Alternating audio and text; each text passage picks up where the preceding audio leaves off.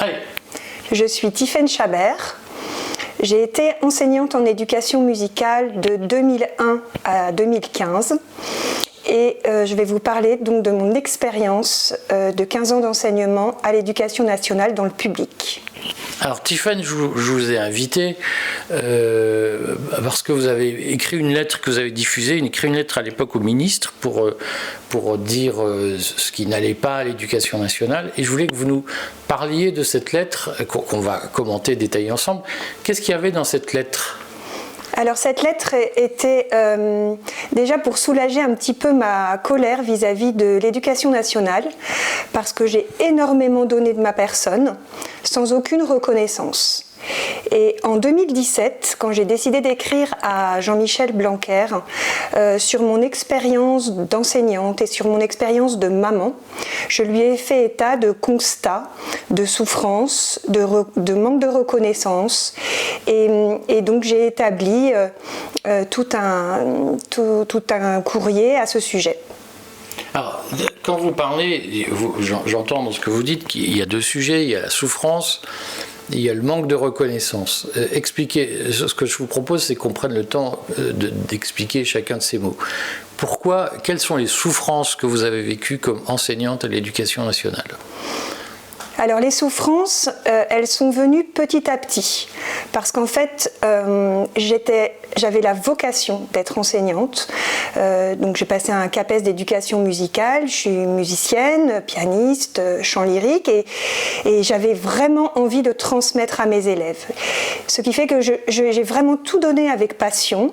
J'ai même pris sur mon temps hors enseignement pour monter des projets avec le département, puisque j'enseignais à l'époque dans le 92, et jamais on avait un remerciement, on trouvait ça normal. Mais un remerciement de qui ? De l'équipe, du chef d'établissement. On n'était pas mis en valeur. Et la seule satisfaction que j'avais, c'est de rendre mes élèves heureux.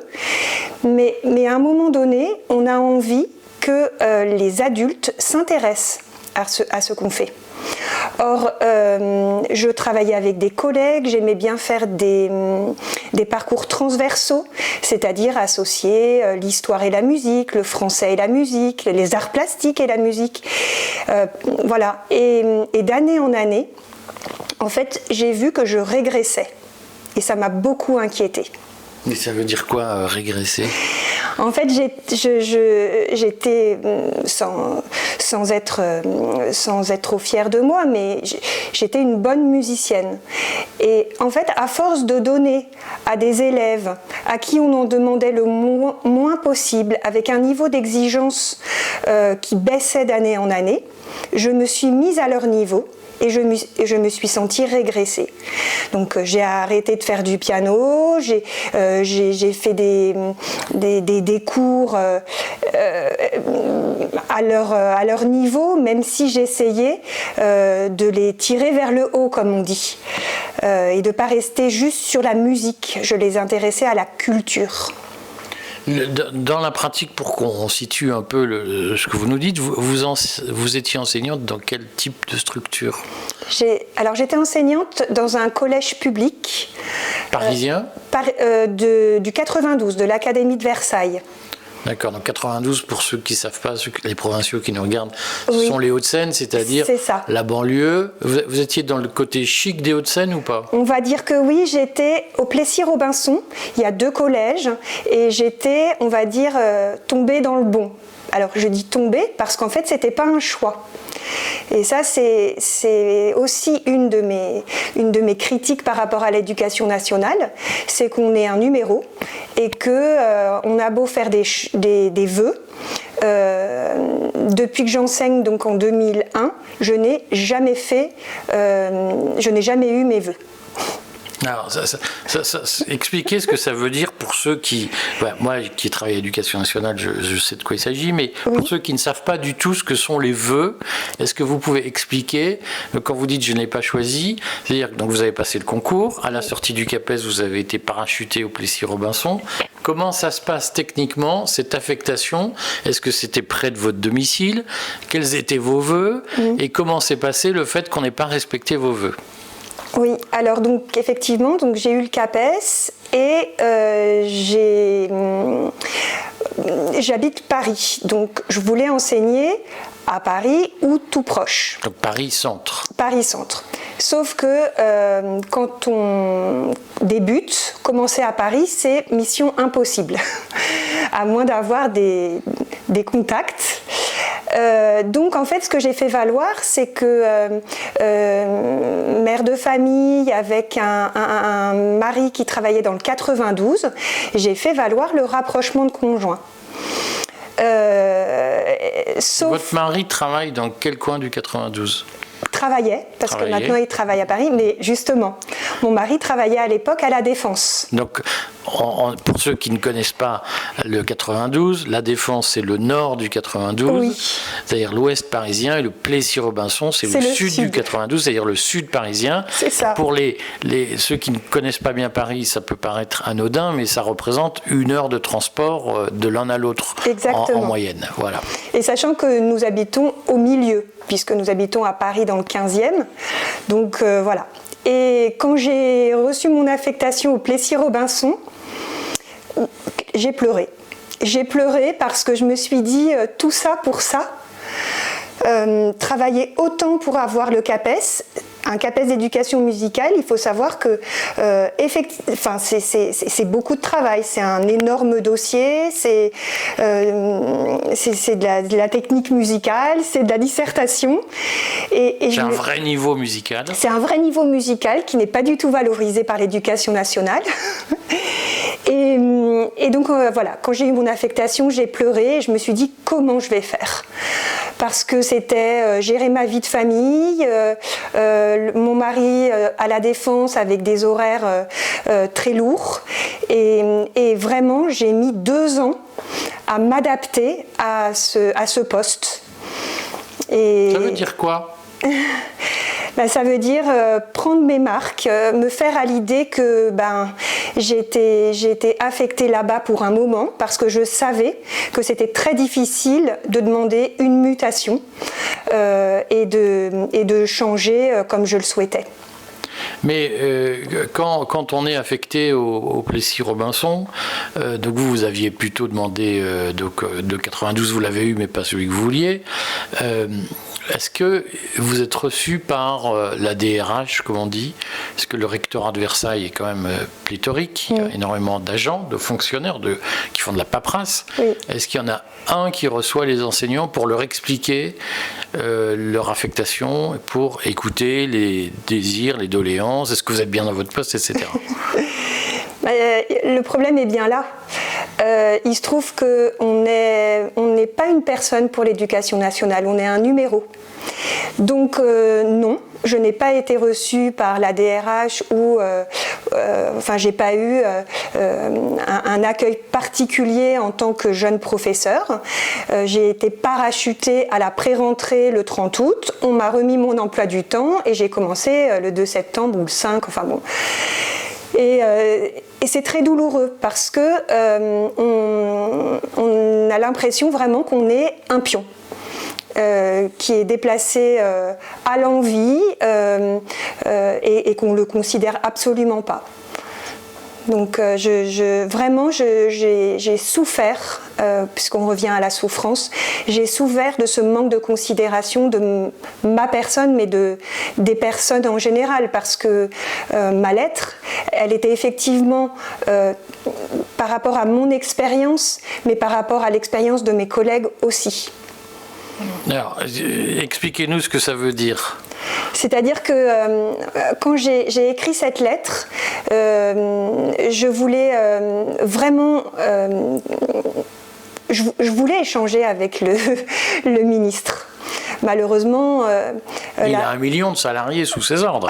Il ne peut pas recevoir 1 million de personnes. Bien sûr, mais voilà, j'espérais. Bon, son chef de cabinet m'a répondu de façon très courtoise, mais sans reprendre aucun élément de ma lettre. Donc j'ai trouvé que c'était très impersonnel, mais ça m'a soulagée dans le sens où j'ai pu dire donc mon expérience, mais parler au nom d'énormément d'enseignants qui râlent dans leur coin, qui sont certains résignés, certains très en colère parce que syndiqués, mais même les syndicats n'arrivent pas à défendre les enseignants.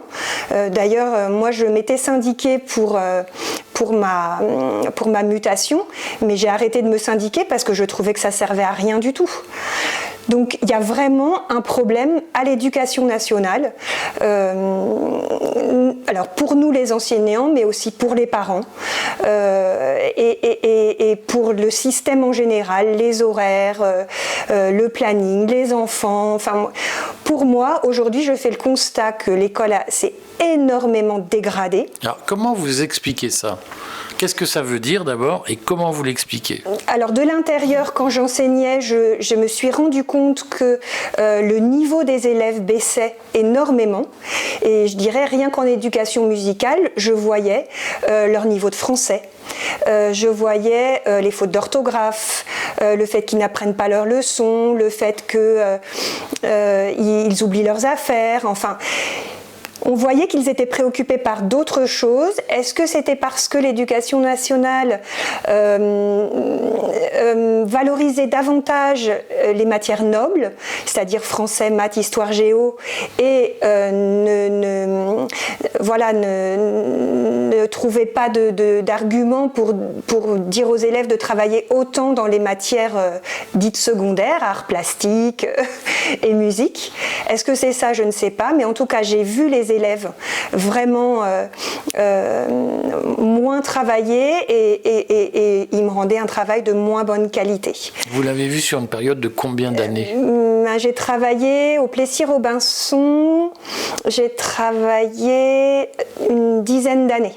Donc de 2001, c'est ça ? Non, de 2006 à 2015, donc c'est une petite dizaine d'années. Comment ? Parce que vous nous dites on leur en demande de moins en moins, le niveau baisse, etc.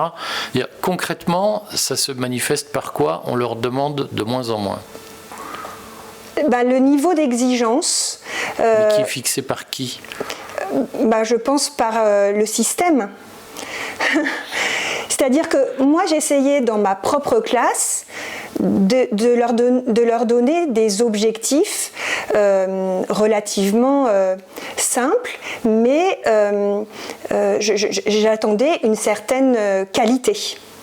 Une qualité rédactionnelle, une qualité d'orthographe, et je n'ai jamais lâché.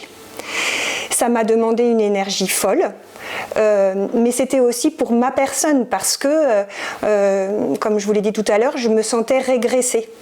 Et moi, je suis quelqu'un de très curieux, j'aime apprendre et puis m'ouvrir à d'autres pratiques. Et là, je voyais que je ramais, comme on dit, avec les élèves pour les maintenir dans l'apprentissage parce que je me souviens, ce que certains collègues faisaient, c'est qu'ils avaient vu, comme moi, que le niveau baissait, et ils avaient mis en place l'apprentissage par le jeu. Et moi, j'ai jamais pensé que le jeu permettrait aux enfants de se remettre au travail. Le goût de l'effort, ça s'apprend pas par le jeu, pour moi. Mais quand vous dites qu'ils ont décidé entre eux, c'est-à-dire, est-ce que ça se fait malgré les corps d'inspection, malgré les instructions sur la pédagogie ? Est-ce que les enseignants aujourd'hui sont libres de transmettre ou d'enseigner comme ils le veulent ? Et est-ce qu'ils peuvent, par exemple, dire par le jeu, on va faire autre chose que le programme ? Alors je dirais que oui et non. C'est-à-dire que on est relativement libre dans nos classes, puisque on est inspecté tous les 5 ans, donc on a le temps de faire la classe à notre image, comme on dit. Pour autant, il y a 2 poids 2 mesures, c'est-à-dire que les profs de français, de maths, de sciences ont des programmes à tenir que l'éducation nationale impose, et à l'intérieur de ce programme, ils essayent de proposer des activités un petit peu originales pour intéresser les élèves. Alors, les enseignants passionnés, bien sûr, qui vont ruser d'invention pour pouvoir intéresser les élèves, et ils ont de bons résultats. D'autres vont s'en remettre au programme parce qu'ils ont très peur que l'éducation nationale débarque et ne pas rentrer dans le programme. Qu'est-ce qu'ils risquent dans ce cas-là ? Parce que les IPR, les inspecteurs pédagogiques régionaux, exactement,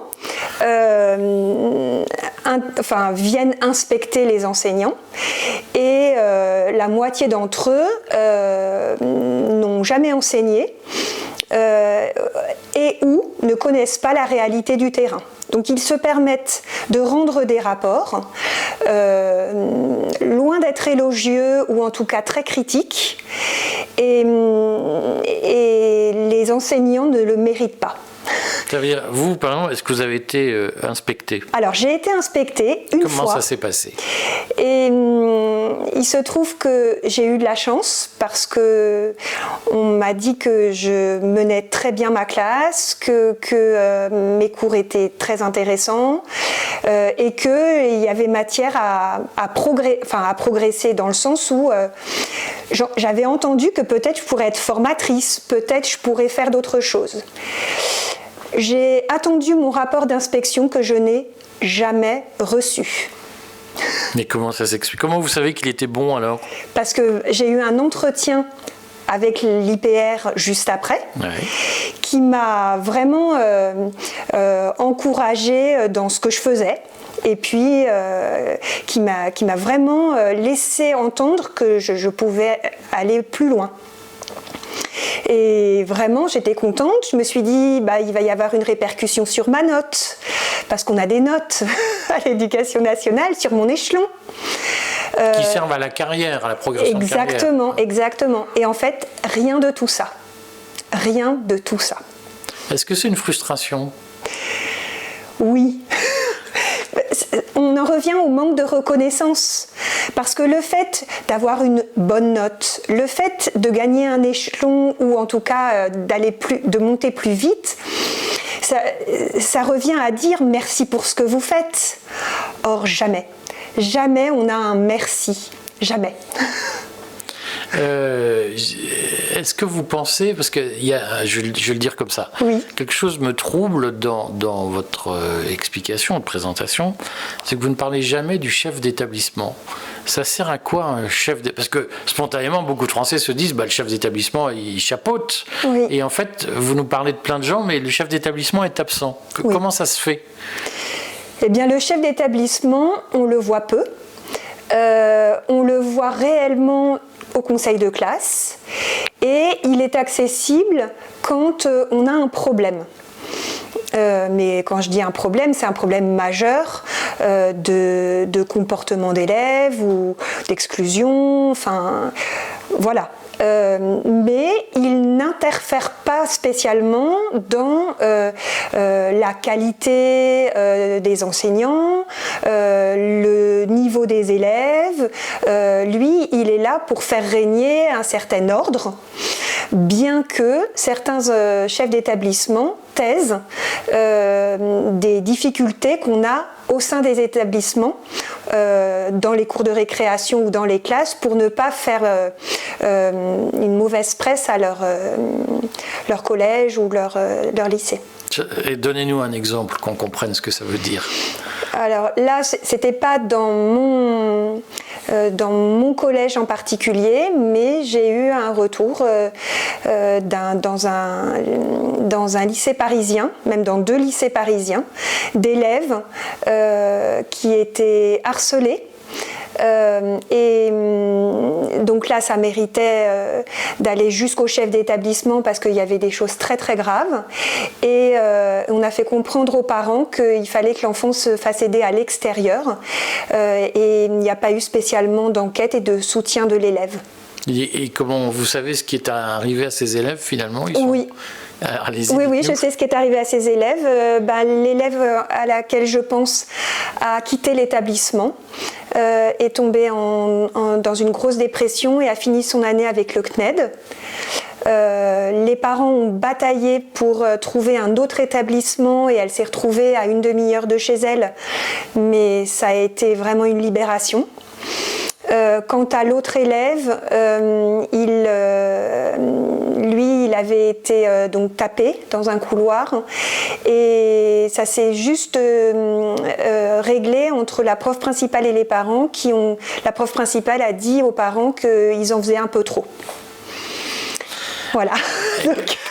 Comment, parce que, en fait, je vais vous dire, moi, ce que je n'ai jamais compris à l'Éducation nationale, c'est la volonté de changer des enseignants. Qu'est-ce qui se dit dans les salles de profs sur tous les problèmes que vous évoquez? J'imagine que pendant votre parcours, vous avez évoqué ces problèmes dans les salles de profs. Bien sûr. Comment ça se passait avec vos collègues? Qu'est-ce qu'ils en disaient? On avait les mêmes problématiques. Si ce n'est qu'on sait qu'il y a des enseignants qui tiennent leur classe et d'autres qui se font dépasser. Moi, j'ai la chance d'avoir un peu une autorité naturelle, ce qui fait que j'ai pas eu d'énormes débordements. Par contre, j'avais des cas sociaux et quand je me confiais à mes collègues, j'avais beaucoup de soutien. Oui, chez moi aussi, il est comme ci, il est comme ça, mais ça restait entre nous. Ça restait entre nous. Par le biais du carnet de correspondance, on alertait les parents, mais les parents ne se déplaçaient pas forcément. Et finalement, c'était au conseil de classe qu'on se rendait compte que toute l'équipe enseignante était unanime, qu'il y avait eu des problèmes à la vie scolaire. Mais au fur et à mesure de l'année, il n'y a pas de suivi. Il n'y a pas de réel suivi de chaque enseignant, ce qu'il ressent, ce qu'il vit. Pas du tout. Est-ce que vous pensez que c'est le chef d'établissement qui devrait animer ce travail de suivi de collectif par les profs des élèves? Je pense que le chef d'établissement a sa part de responsabilité, mais s'il n'est pas dirigé par l'éducation nationale, ou si l'éducation nationale ne lui impose pas une autre façon de faire, il va rester dans cette organisation. Et c'est pour ça que dans ma lettre, j'avais dit à Jean-Michel Blanquer que je lui faisais confiance. Il commençait son quinquennat, donc il pouvait changer les choses en profondeur, ou en tout cas, et en fait 6 ans après, je ne vois rien. Je ne vois rien de nouveau. Oui, à la décharge de Jean-Michel Blanquer, ces problèmes-là existaient avant aussi. Bien sûr. Je n'ai pas inventé l'eau chaude, quoi. Mais bon, voilà, c'était un constat d'enseignantes déçues et de parents déçus aussi. Est-ce que vous pensez, puisqu'on voit les enquêtes PISA qui confirment ce que vous dites, c'est-à-dire une baisse de niveau, oui. Certains pays comme l'Allemagne parviennent à inverser le phénomène, à relever le niveau. Oui. Qu'est-ce qu'il faudrait en France pour relever le niveau des élèves, qui est le sujet des parents, hein? Pour relever le niveau des élèves, déjà, je pense qu'il faudrait qu'ils aient un autre accompagnement au sein de leur classe. Avoir des cours sur qu'est-ce que le goût de l'effort, pourquoi on travaille, c'est-à-dire un peu des sujets de philo dès le plus jeune âge, pour qu'ils s'installent dans une dynamique de je donne le meilleur de moi parce que voilà, il y a des perspectives. Alors évidemment, quand on est en maternelle ou en primaire, c'est très difficile de se projeter, de se dire je travaille parce que je veux être policier ou médecin. Mais je pense quand même que dès le plus jeune âge s'installe le goût de l'effort. Et en fait, l'éducation nationale ne sort pas de l'enseignement traditionnel. Donc je pense que déjà, il faudrait avoir une autre approche par rapport au travail, à la valeur travail, comme je dis. Parce que non seulement c'est au sein de l'école que la valeur travail doit être travaillée, mais aussi dans les familles. Parce qu'il y a des familles qui sont complètement absentes de l'éducation même de leurs enfants. Donc je pense que, en fait, l'éducation nationale doit travailler avec les familles, avec les parents, avec les enseignants, et puis peut-être faire intervenir d'autres corps de métier au sein de leurs établissements. Parce qu'on ne peut pas tout demander aux chefs d'établissement, on ne peut pas tout demander aux enseignants. Beaucoup de vos collègues en discutaient de ça, ou partageraient ce que vous dites ou pas? Non, parce que je dirais que moi je suis quelqu'un de discret et en fait j'hésitais quand même à partager tout ce que je pensais sur l'éducation nationale parce qu'un jour, je vous le partage, j'avais eu le malheur de dire qu'on avait trop de vacances. Et ayant 4 enfants, si vous voulez, je trouvais vraiment que voilà, il y avait trop de vacances déjà parce qu'il faut les occuper et parce que aussi ça les déconnectait trop de l'école. Et je me souviens que des collègues m'avaient dit quand même, nous on en a besoin des vacances. Et donc je m'étais dit bon, on ne peut pas partir sur des sujets trop sensibles. Et voilà, donc je mets les pieds dans le plat de façon discrète et pas trop provocante. Quand vous parlez de ces vacances, ces histoires de vacances, est-ce que ça signifie qu'aujourd'hui les enseignants ont un statut trop favorable? Je ne pourrais pas dire ça. Je ne pourrais pas dire que les enseignants ont un statut trop favorable parce que ils se sont inscrits dans un système qui existait déjà. Donc les vacances ont toujours été, les rythmes scolaires n'ont pas changé. Il y avait moins de vacances avant, il n'y avait pas 15 jours toutes les 7 semaines comme aujourd'hui. Non, effectivement. Je parle de ma petite expérience, mais j'ai toujours connu ça. Des vacances longues et les semaines qui reviennent trop fréquemment, les semaines de vacances. Pour autant, effectivement, les enseignants ont besoin de se reposer parce que quand on est enseignant, il y a les heures effectives devant les classes, mais il y a toute la préparation, toutes les corrections. Les formations, les stages et je vais dire à ma mesure, mes cours d'éducation musicale, je mettais un point d'honneur à les renouveler tous les ans. Parce qu'il y a des enseignants qui resservent les mêmes cours d'une année sur l'autre, mais je le disais tout à l'heure, avec la peur de régresser encore plus, je me renouvelais. Bien sûr, je gardais la trame de mes thèmes, mais à chaque fois, je changeais. Et ça demande beaucoup de travail. Mais est-ce que tous vos collègues, dans les autres disciplines notamment, faisaient cet effort de renouvellement ou est-ce que certains faisaient le même cours depuis 20 ans ? Clairement, certains faisaient la même chose depuis 20 ans, mais je dirais les anciens. C'est-à-dire que les enseignants qui ont eu le concours à peu près comme moi dans les années, au début des années 2000, avaient quand même le souci de s'investir énormément. Comment s'explique cette motivation des plus jeunes ? Je pense que ça fait appel à notre propre éducation et à notre propre scolarité. C'est-à-dire que moi, je me souviens que le goût de l'effort, je l'ai eu très tôt, grâce à ma famille, mais aussi à l'école. Et tous les enseignants de ma génération ont vécu la même chose. On n'avait pas aussi toutes les distractions que les élèves ont aujourd'hui et qui les détournent du principal, c'est-à-dire leur devoir d'élève n'est pas rempli aujourd'hui. C'est quoi leur devoir? Pour moi, le devoir d'élève, c'est le fait de faire son travail quand le prof le demande, donc les devoirs à la maison le soir, même si on dit que c'est interdit, enfin, il y a un minimum à faire. Et puis, je vois beaucoup d'élèves, quand ils n'ont pas envie de faire, ils ne font pas.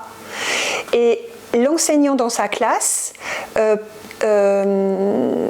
l'accepte. C'est-à-dire, il ne sanctionne pas. Il ne sanctionne pas ou de façon légère. Or, l'élève, il a besoin de savoir qu'il est un élève et qu'il a en face de lui un enseignant qui attend des choses de lui, c'est-à-dire des travaux pour l'évaluer et puis pour savoir où il en est. Et là, on a l'impression que les enseignants, les tout jeunes enseignants ou des enseignants qui sont résignés font, je ne vais pas dire copain-copain, mais que ça se fond. C'est-à-dire que l'élève est un peu ami du prof. Oh, on verra, de toute façon, il m'aime bien. Ils marchent beaucoup à l'affect, les élèves. Concrètement, entre un enseignant, parce que ce que vous nous dites, je traduis ce que j'ai compris, c'est que les enseignants les plus anciens ne sont pas forcément les plus allants, les plus motivés, mais c'est quand même les mieux payés, puisqu'à l'éducation nationale, on est payé à l'ancienneté. Donc ce que vous nous dites, c'est que les professeurs les mieux payés sont les moins motivés. On schématise. Mais oui, on schématise, oui. Est-ce que vous pensez qu'il faudrait de la discrimination dans le salaire des enseignants? C'est-à-dire, est-ce qu'il faut mieux payer les enseignants qui travaillent et moins payer les enseignants qui ne travaillent pas? Alors ça, c'est une question compliquée parce que moi, j'ai pas assez discuté avec mes collègues pour savoir quel travail ils fournissent en dehors de leurs heures de cours. Maintenant, si on avait alors, je vais parler d'inspection, mais en fait, on n'a pas besoin d'inspection pour savoir si on fait bien ou mal notre travail.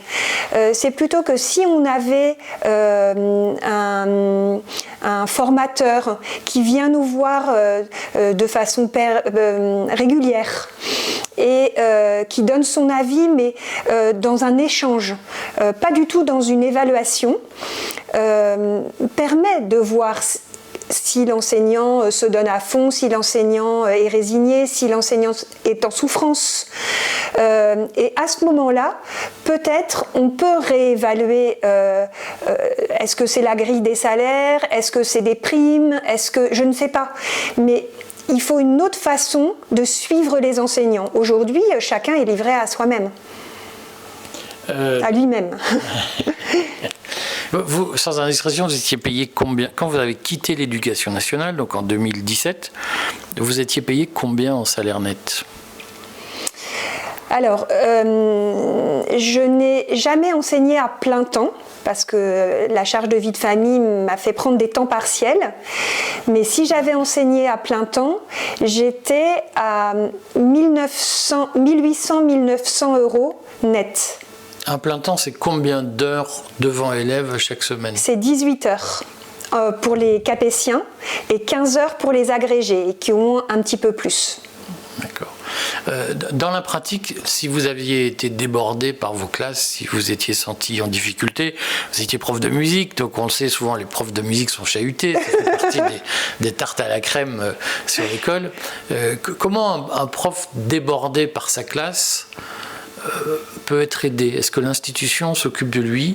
Est-ce qu'il y a un soutien? Est-ce qu'il y a une formation? Est-ce qu'il y a une solidarité face à ça?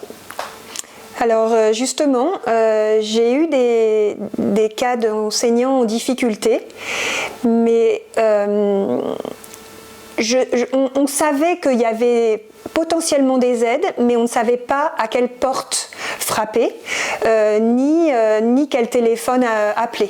Donc on s'en remettait au sein de l'établissement à un collègue, éventuellement chef d'établissement, et j'ai vu des enseignants s'arrêter, mais pas être aidés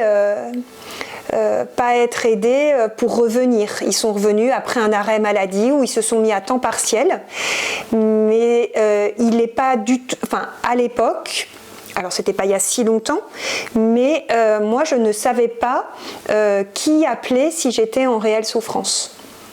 Je ne savais pas. D'une manière générale, pour conclure cette interview qui, je suis sûr, va faire réagir plein d'enseignants qui vont s'y retrouver ou pas,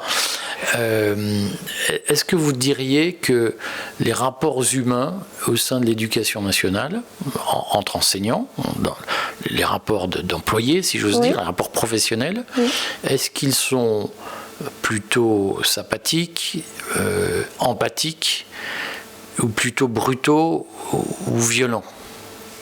Entre enseignants, vous dites? Avec ce que les enseignants appellent l'administration, entre enseignants, avec le chef d'établissement. Comment sont ces rapports? Oui, alors je vais être un petit peu brutale, mais je dirais que déjà avec l'éducation nationale, les rapports sont inexistants. Avec l'administration. Voilà. L'institution. L'institution, tout à fait. Avec l'institution et les administrations, c'est quasi inexistant. La seule chose qui existe, c'est des mails et une boîte e-prof qui permet de garder le contact. Mystérieuse. Très mystérieuse. Kafkaïenne. C'est frustrant ou pas de ne pas avoir de rapport avec l'institution qui vous emploie? Oui, parce qu'on a l'impression qu'ils ne s'intéressent pas à nous. Donc, comme je disais tout à l'heure, on est des numéros et on participe à des campagnes de vœux. Voilà. Par Internet, par... voilà, mais il n'y a pas de rapport humain à proprement parler. Au sein de l'établissement même, je dirais que les rapports entre enseignants sont sympathiques et qu'on peut trouver du soutien. On n'est pas obligé de s'entendre avec tout le monde, mais il y a une bonne ambiance. Enfin, en tout cas, moi, ce que j'ai vécu, c'était très agréable. Et au niveau administratif, c'est-à-dire la relation avec le chef d'établissement, l'intendant. Voilà. Alors, les rapports un peu plus difficiles, c'est l'intendant, parce qu'il tient les cordons de la bourse et il faut jouer des coudes pour avoir des budgets, pour faire une sortie, un voyage, etc. Et il faut s'y prendre énormément à l'avance. Le problème, c'est qu'il n'y a pas énormément de diffusion entre le planning de l'administration et le planning des enseignants. On pourrait nous dire, dès le début de l'année, de poser nos demandes jusque novembre. On pourrait Enfin, il y a plein de choses à faire et je trouve qu'il n'y a pas assez de lien entre l'administratif et l'enseignant. Enfin, entre ceux qui sont sur le terrain et ceux qui sont derrière. Mais est-ce que parfois les enseignants ont tendance, pour protéger leur liberté devant leur classe, parce que ne pas avoir de chef en réalité au jour le jour, c'est un très grand privilège. Oui. Est-ce que les enseignants organisent aussi parfois un clivage avec l'administration pour éviter d'être embêtés ou pour garder leur marge de manœuvre? Moi, je dirais qu'il y a des enseignants, oui, ils tiennent à leur liberté et ils veulent surtout pas diffuser leur mécontentement et leur grief contre l'institution, contre l'administration. Pour autant, moi, je faisais partie des enseignants avec d'autres collègues qui avions choisi de dire les choses. Donc, quand il y avait quelque chose qui n'allait pas, ou on cherchait l'interlocuteur privilégié et on ne laissait pas une situation s'installer. Mais on voyait que voilà, tout le monde n'était pas dans cette mouvance-là. Vous êtes optimiste, dernière question parce que j'abuse de votre patience, vous êtes optimiste sur l'avenir de l'école? Vous pensez qu'elle peut s'améliorer toute seule ou est-ce qu'il faut un électrochoc pour changer l'école? Alors là, je vais reprendre votre terme. Il faut un électrochoc pour changer l'école. C'est certain. C'est certain. Je ne vois pas comment on peut faire du neuf avec du vieux. je ne vois pas comment on peut continuer à agir de la sorte en voyant des enseignants souffrir, des élèves souffrir et un programme scolaire et un rythme scolaire qui ne convient pas aux enfants mais qui ne convient pas aux parents non plus. Voilà, je pense que vraiment il faut qu'il y ait un chaos, il faut que quelqu'un ose mettre le doigt dans l'engrenage et repartir sur de bonnes bases. Et en tout cas, bonne base, je ne sais pas s'il y a des bonnes ou de mauvaises bases, mais ce que je dis, c'est d'inclure les enseignants ou les anciens enseignants parce qu'ils ont l'expérience du terrain et ils pourront vraiment apporter des solutions. Voilà. Merci Tiffany. Je vous en prie, merci de m'avoir reçu.